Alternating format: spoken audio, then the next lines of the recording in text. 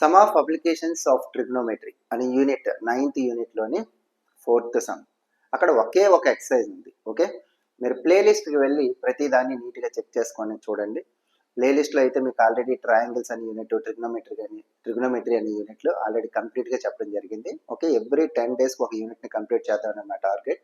100% మీకు నీట్గా అర్థమయ్యేలా చెప్పడమే ఈ ఛానల్ యొక్క ఉద్దేశం. వచ్చి మీకు ఏదైనా అర్థం కాకపోతే ఖచ్చితంగా కామెంట్ బాక్స్లో తెలియచేయండి. అంతకంటే అద్భుతంగా మీకు ఆ వీడియో చేసి ఇవ్వడం అనేది జరుగుతుంది. ఓకే, ఇప్పుడు చూస్తే the angle of elevation of the top of the tower. Top of the tower angle of elevation అంటే మీకు ఏం చెప్పాను ఆల్రెడీ ఫస్ట్ వీడియోలో, మీకు అదే థియరీ చెప్పాను. వచ్చి అప్లికేషన్స్ ఆఫ్ ట్రిగ్నోమెట్రీ థియరీ చెప్పాను. అంటే ప్రతి యూనిట్ కూడా థియరీ చెప్పి ఆ తర్వాత మాత్రమే ఎక్సర్సైజ్ సమ్స్కి వెళ్ళడం జరుగుతుంది. ఓకే, ఇప్పుడు వచ్చి ఇందులో ఈ టవర్ని కిందనున్న ఒక వ్యక్తి చూస్తున్నాడు. ఏ దగ్గర నుంచి కింద నుండి పైకి చూస్తే దీన్ని హారిజాంటల్ లైన్ అంటారు. హారిజాంటల్ లైన్కి లైన్ ఆఫ్ సైట్ మీదకుంది. ఓకే, ఫస్ట్ నుంచి చూడండి, ఈ ఫస్ట్ వీడియో చూడండి, అప్పుడు మీ వాడు లైన్ ఆఫ్ సైట్ అనేది హారిజాంటల్ లైన్కి లైన్ ఆఫ్ సైట్ పైన ఉంటే దాన్ని ఏమంటారు అంటే యాంగిల్ ఆఫ్ ఎలివేషన్ అంటారు. అంటే యాంగిల్ ఆఫ్ ఎలివేషన్ 30 అని ఇచ్చేసాడు మన సమ్లో. ఇచ్చేసి ఇంకోటి ఏమంటాడంటే ఆ వ్యక్తి ఈ టవర్ నుంచి 30 మీటర్ల దూరంలో ఉన్నాడని చెప్తున్నాడు. 30 మీటర్ల దూరంలో ఉంటే హైట్ ఆఫ్ ద టవర్ ఎంతో కట్టండి. బీసీ అనేది టవర్ యొక్క హైట్, అది మనకి కనుక్కోమంటున్నాడు. ఇప్పుడు సమ్ చదివితే మీకు బాగా a angle of elevation of the top of the tower from a point on the ground మీద ఉన్న ఒక పాయింట్ అనమాట. అక్కడ నుంచి చూస్తున్నాడు ఏ అనే point which is 30 meters away from the foot of the tower. Tower నుంచి టవర్ యొక్క కింద భాగం నుంచి ఆ పాయింట్ 30 మీటర్ల దూరంలో ఉంది. ఈస్ 30 meters దూరం, 30 meters away from the foot of the tower. He's 30 degrees ఏంటి యాంగిల్ ఆఫ్ ఎలివేషన్.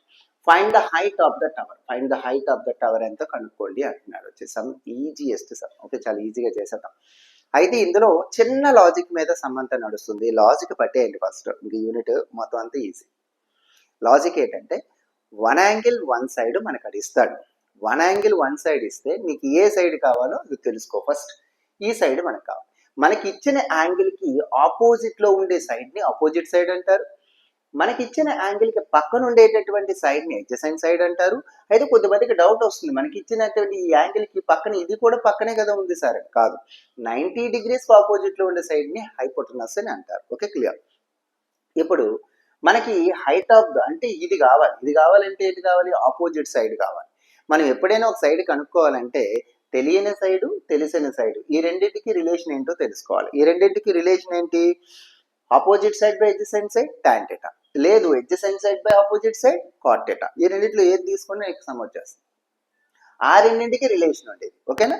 ఇప్పుడు వచ్చేటప్పటికి ఫస్ట్ మీరు ఏం రాయాలి అంటే ABCD is a right angle triangle అని రాసి, తర్వాత వచ్చేటప్పటికి BC equals to height of the tower equals to question mark. Next AB equals to distance between point and foot of the tower, ఈ రెండింటికి మధ్య distance 30 meters. Okay, angle BAC equals to 30 degrees వచ్చి. Okay, అర్థమైంది. ఇప్పుడు tan θ తీసుకుందాం, జాగ్రత్త చూడండి. tan θ ఎందుకు తీసుకుంటున్నాను మీకు అర్థమైంది. tan θ equals to opposite side by తెలియని సైడ్, ఇది తెలిసిన సైడ్ అడ్జసెంట్ సైడ్, ఈ రెండింటికే తీసుకుంటాం. ఏంటి సార్ ఇది తెలిసింది ఇది తెలియదు కదా, ఈ రెండు తీసుకోవాలి. ఇదేం నేను కనుక్కోమన్నాడా, కనుక్కోమని లేదు కదా, ఇది కదా కనుక్కోమన్నాడు, కాబట్టి అదే తీసుకుంటాం. ఇప్పుడు చూస్తే θ ఎంత, θ అంటే angle 30 degrees equals opposite side 30కి మనం తీసుకునే యాంగిల్కి opposite side BC by adjacent side 30. Okay, ఇప్పుడు వచ్చి 1/√3 tan 30 degrees వాల్యూ 1/√3. మీకు షార్ట్ కట్లో ఎలా గుర్తు పెట్టుకోవాలో ఆల్రెడీ అది కూడా ట్రిగ్నోమెట్రీ దగ్గర చెప్పాను, వాల్యూస్ని చూసుకోండి. Okay, equals to BC by 30. ఈ స్టెప్ అర్థం. ఈ టూ ఫ్రాక్షన్ నుండి మధ్యలో ఈక్వల్ టు ఉంటే క్రాస్ మల్టిప్లికేషన్ చేయాలి. అంటే BC into root three equals to ఈ రెండు మల్టిప్లై చేసిన తర్వాత మళ్ళీ ఈక్వల్ టు వేయాలి. 31 30. ఎస్, ఇది వచ్చి తర్వాత వచ్చి ఈ √3 ఈ బీసీకి మధ్యలో ఇంటూ ఉంటుంది, ఏ సింబల్ లేదంటే ఇంటూ ఉంటుంది. అప్పుడు ఈ √3ని ఇటు నుంచి అటువైపు షిఫ్ట్ చేస్తే డివైడెడ్ బై, ఇంటూలో ఉన్నది అవతల వైపు వెళ్తే డివైడెడ్ బై అవుతుంది అనమాట. ఇటువైపు ఇంటూలో ఉందనుకోండి, ఈక్వాలిటీకి యువతల వైపు ఇంటూలో ఉందనుకోండి, ఈ ఇంటూ యువతల వైపు వెళ్ళినప్పుడు డివైడెడ్ బై అవుతుంది. ఈ డివైడెడ్ బై యువతల పక్క వస్తే ఇంటూ అనమాట. అంటే ఇప్పుడు ఇంటూ 3 ఉంది కదా, ఈ మధ్యలో ఇంటూ 3 అవతల వెళ్తే ఆ ఇంటూ ఏమైపోద్ది, బై అయిపోద్ది, √3 అనమాట. అది BC equals to 30/√3.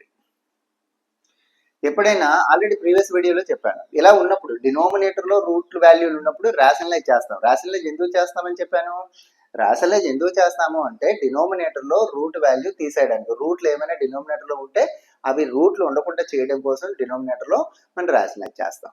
Okay, rationalise అంటే ఏం చేయాలి, 30/√3 న్యూమరేటర్ని డినోమినేటర్ని ఈ √3 చేత మల్టిప్లై చేస్తాం. ఓకే, 30 × √3 30√3 బై √3 × √3 √3 స్క్వేర్, స్క్వేర్కి రూట్కి క్యాన్సల్. అప్పుడు వచ్చి నెక్స్ట్ 30√3/3, 3 టేబుల్లో 3 10 10√3 మీటర్స్. ఇది వచ్చి height, BC height of the tower ఎంత అంటే ఎంత.